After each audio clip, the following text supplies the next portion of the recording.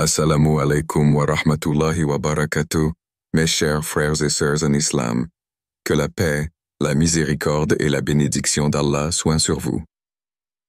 Avant de commencer cette vidéo, n'oubliez pas de liker cette vidéo, car cela nous donne beaucoup de force pour continuer à partager du contenu bénéfique. Et je vous invite à vous abonner à notre chaîne et d'activer la cloche de notification pour rester informé de nos prochaines publications sur la foi islamique.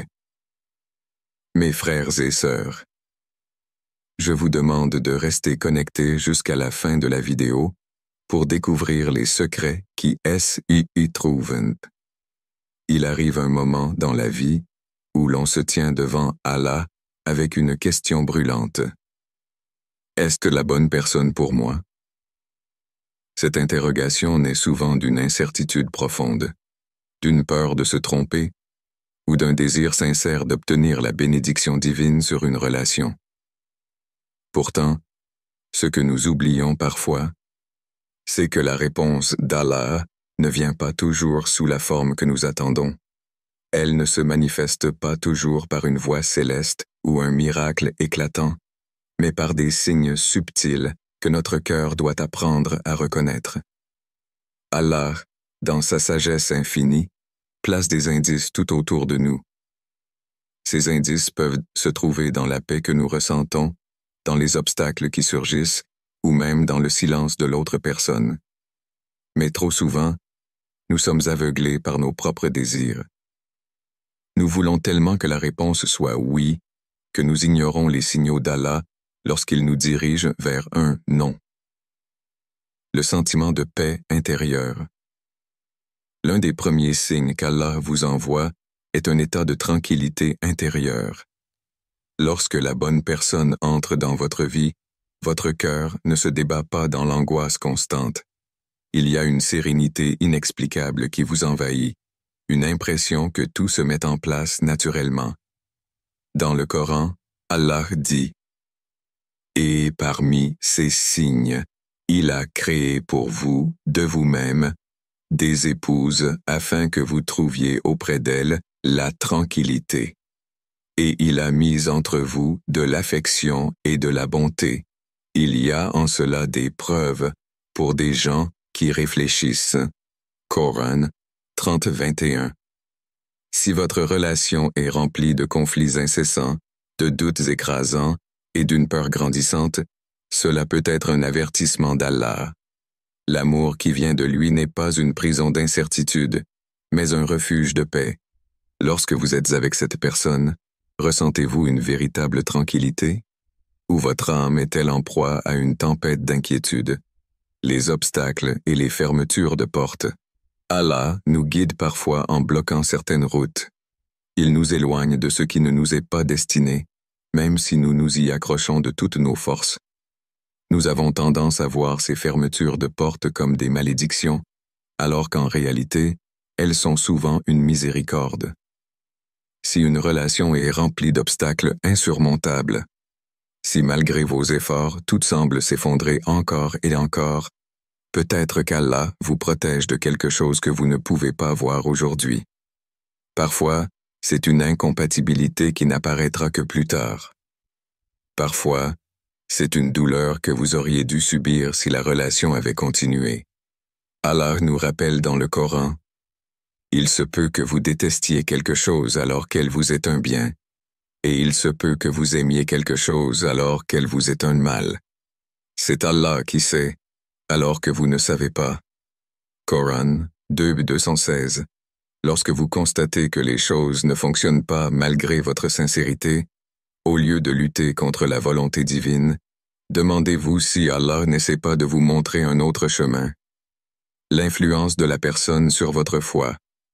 Un autre indicateur crucial est la manière dont cette personne affecte votre relation avec Allah. Est-ce qu'elle vous encourage à être un meilleur serviteur d'Allah? Ou bien vous éloigne-t-elle de vos obligations spirituelles? Allah nous met en garde contre les attachements qui nous éloignent de lui. Ô vous qui avez cru, ne prenez pas pour alliés certains de ceux qui ont reçu le livre avant vous et les mécréants, qui font de votre religion un jeu et une plaisanterie. Craignez Allah si vous êtes croyants. Coran 5:57. L'amour véritable, celui qui est béni par Allah, est celui qui vous rapproche de lui. Si une relation vous pousse vers le péché, si elle vous éloigne de vos prières, si elle installe en vous un relâchement dans votre foi, alors posez-vous cette question. Est-ce que vraiment Allah qui a mis cette personne sur mon chemin? Les rêves et les intuitions profondes. Parfois, Allah nous envoie des signes à travers nos rêves. Bien que tous les rêves ne soient pas nécessairement porteurs d'un message divin, certains d'entre eux peuvent être des réponses à nos prières. Dans la tradition islamique, de nombreux prophètes et croyants pieux ont reçu des messages divins à travers les rêves. Si vous avez fait une prière sincère à Allah et que peu après, vous recevez un rêve qui vous guide vers une réponse claire, prenez-le en considération. Mais attention, un rêve ne doit pas être interprété de manière isolée. Il doit être accompagné d'autres signes et d'une réflexion profonde. En plus des rêves, il y a aussi ce que l'on appelle l'intuition profonde. Cette voix intérieure qui vous dit que quelque chose ne va pas. Combien de fois avons-nous ignoré cette sensation, seulement pour réaliser plus tard que nous aurions dû l'écouter? Les conseils des gens sages. Allah place aussi des réponses dans la bouche des sages qui nous entourent. Parfois, un parent, un ami pieux ou un enseignant spirituel nous donne un conseil qui résonne avec ce que notre cœur ressent déjà. Le prophète Muhammad, paix et bénédiction sur lui, a dit « Le croyant est le miroir de son frère », hadith rapporté par Abu Daoud. Si plusieurs personnes de confiance vous mettent en garde contre cette relation, si elles vous conseillent d'y réfléchir à 2 fois, ne balayez pas leurs paroles d'un revers de main. Allah peut utiliser ces personnes pour vous donner une réponse que vous refusez de voir seule. Allah ne laisse jamais ses serviteurs sans réponse. Mais ces réponses ne viennent pas toujours sous la forme que nous attendons. Parfois, elles sont douces et rassurantes. Parfois, elles sont dures et difficiles à accepter. Mais dans tous les cas, elles sont guidées par sa sagesse et sa connaissance infinie. Si vous avez demandé à Allah si cette personne est la bonne pour vous, ouvrez votre cœur aux signes qu'il vous envoie. Écoutez la paix ou le trouble en vous. Regardez les portes qui s'ouvrent ou se ferment. Observez si votre foi grandit ou diminue. Allah vous répond toujours. Encore faut-il être prêt à entendre sa réponse. L'épreuve de la patience et de la prière. Il est dans la nature humaine d'être impatient. Lorsque nous prions Allah pour une réponse, nous espérons une confirmation immédiate, un signe clair, une direction sans ambiguïté. Pourtant, Allah, dans sa sagesse infinie, nous éprouve souvent par l'attente. Cette période d'incertitude est parfois plus précieuse que la réponse elle-même, car c'est dans l'attente que notre foi est véritablement mise à l'épreuve. Allah dit dans le Coran, « Nous vous éprouverons certes par un peu de peur, de faim et de diminution de biens, de personnes et de fruits, et fait la bonne annonce aux endurants. » Coran 2:555. Quand vous demandez à Allah si une personne est la bonne pour vous, et que la réponse tarde à venir, ne voyez pas cela comme un silence divin.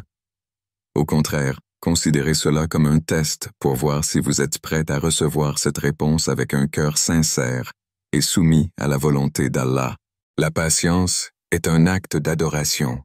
Allah n'exauce pas toujours nos prières immédiatement, non pas parce qu'il ne nous entend pas, mais parce qu'il sait ce qui est le mieux pour nous. Et soyez patients. Certes, Allah est avec les patients. Coran 8:46. La patience, sabre, est l'un des traits les plus valorisés en islam. C'est dans l'attente que nous apprenons à renforcer notre confiance en Allah. Chaque jour où nous continuons à prier sans voir de réponse immédiate est un jour où notre foi se raffermit. Imaginez un instant si Allah répondait à chaque demande instantanément. Notre foi deviendrait une simple transaction, une demande suivie d'une satisfaction immédiate. Mais en nous faisant attendre, Allah nous enseigne la valeur de la soumission et de la confiance totale en lui. Lorsque vous attendez une réponse à votre prière concernant une relation, utilisez ce temps pour renforcer votre connexion avec Allah. Demandez-vous si vous êtes prêt à accepter sa réponse, quelle qu'elle soit. Parfois, nous pensons être prêts, mais notre cœur est encore attaché à nos propres désirs plutôt qu'à la volonté divine. L'importance de la prière de consultation, istikhara. L'une des plus grandes bénédictions qu'Allah nous a données est la salat al-istikhara, la prière de consultation. Beaucoup de croyants font cette prière en espérant un rêve clair ou une sensation immédiate, mais l'istikhara ne fonctionne pas toujours ainsi. Le prophète Muhammad, paix et bénédiction sur lui, nous a enseigné cette prière comme un moyen de soumettre notre choix à Allah. Elle ne signifie pas que nous recevrons immédiatement un rêve révélateur ou un signe évident. Parfois, la réponse se manifeste par des événements qui se déroulent dans notre vie, par des portes qui s'ouvrent ou qui se ferment, par des sentiments de paix ou d'inquiétude persistante. Lorsque vous faites l'istikhara, soyez prêt à accepter la direction qu'Allah choisira pour vous. Si, après cette prière, les choses deviennent de plus en plus difficiles, si des obstacles surgissent sans cesse, si votre cœur est rempli de doutes, alors peut-être qu'Allah vous montre que ce n'est pas la bonne voie. À l'inverse, si après l'istikhara vous ressentez une facilité, une paix intérieure, et que les événements se déroulent naturellement, alors prenez cela comme un signe positif. L'épreuve du temps. Allah prépare toujours quelque chose de meilleur. Nous avons tous vécu cette situation. Nous voulions désespérément quelque chose, mais nous ne l'avons pas obtenu. Sur le moment, cela semblait être une injustice, un refus incompréhensible. Puis, des mois ou des années plus tard, nous réalisons que ce refus était en réalité une bénédiction déguisée. Allah dit dans le Coran, « Il se peut que vous détestiez une chose alors qu'elle vous est un bien. Et il se peut que vous aimiez une chose alors qu'elle vous est un mal. Allah sait, tandis que vous ne savez pas. » Coran 2:216. Parfois, Allah nous empêche d'aller vers une relation parce qu'il sait qu'elle ne nous apportera pas le bonheur que nous imaginons. Il voit l'avenir. Il connaît les épreuves que nous ne pouvons pas anticiper. Dans notre impatience, nous pensons que nous savons mieux ce qui est bon pour nous, mais en réalité, notre vision est limitée par l'instant présent. Si vous attendez une réponse d'Allah concernant une relation, ne laissez pas cette attente devenir une source de frustration. Voyez-la plutôt comme une opportunité de grandir spirituellement, de vous rapprocher d'Allah et de développer une foi inébranlable en son décret. Les supplications. Dua, une arme puissante. La patience ne signifie pas l'inaction. Pendant cette période d'attente, continuez à faire des duas sincères. Parlez à Allah comme vous parleriez à un confident. Exprimez-lui vos doutes, vos craintes, vos espoirs. Le prophète Muhammad, paix et bénédiction sur lui, a dit « L'invocation est l'arme du croyant ». Hadith rapporté par At-Tirmidhi. Lorsque vous demandez à Allah de vous guider, soyez précis dans votre dua. Demandez-lui de vous montrer la vérité, même si elle est différente de ce que vous voulez entendre. Demandez-lui de vous donner la force d'accepter sa volonté, de vous accorder ce qui est bon pour vous et de vous éloigner de ce qui pourrait nuire à votre foi. Les erreurs à éviter dans l'attente.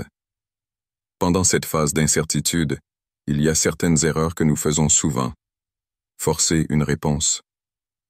Parfois, nous sommes tellement impatients que nous cherchons des signes là où il n'y en a pas.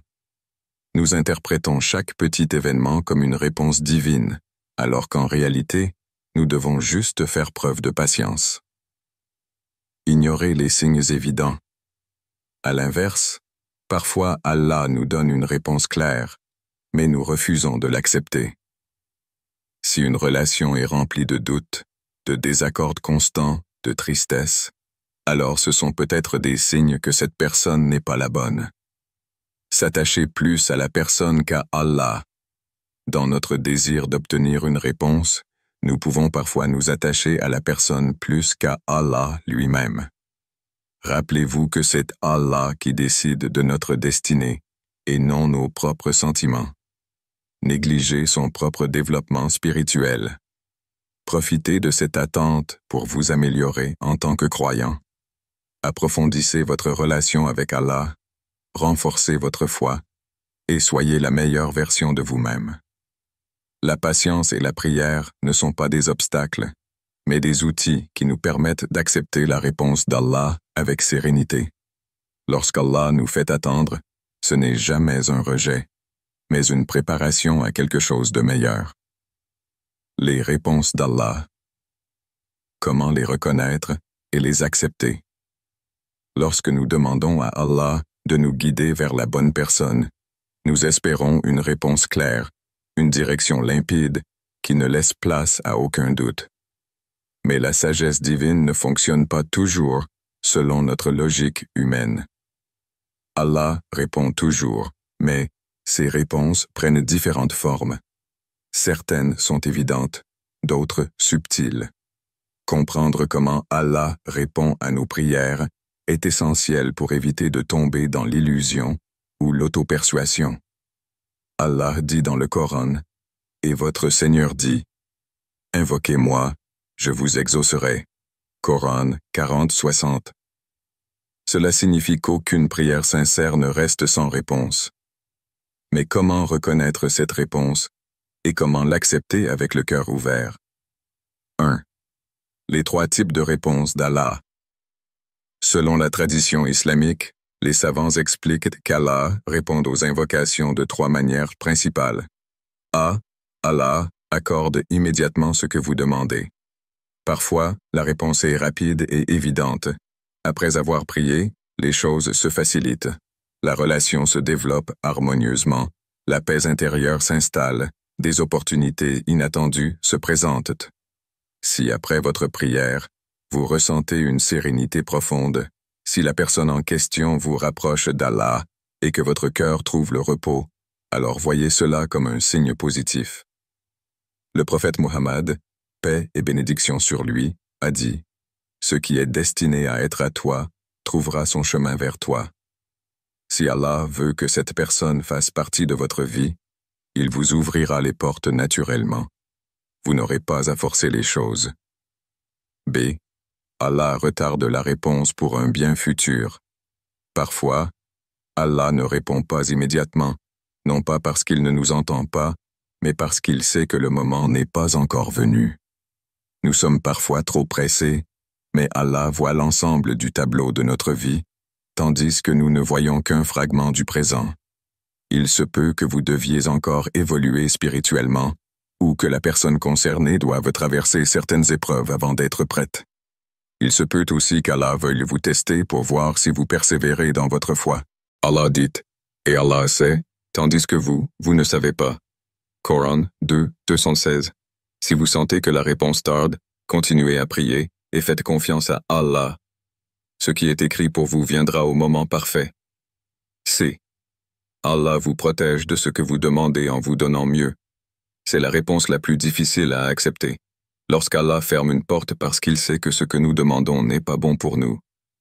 Nous pensons souvent savoir ce qui est le mieux pour nous, mais Allah connaît l'avenir. Il sait ce qui nous attend. Si, malgré vos prières et votre patience, la relation se complique, que des obstacles se dressent sans cesse, ou que votre cœur est agité, cela peut être un signe que ce n'est pas la bonne personne pour vous.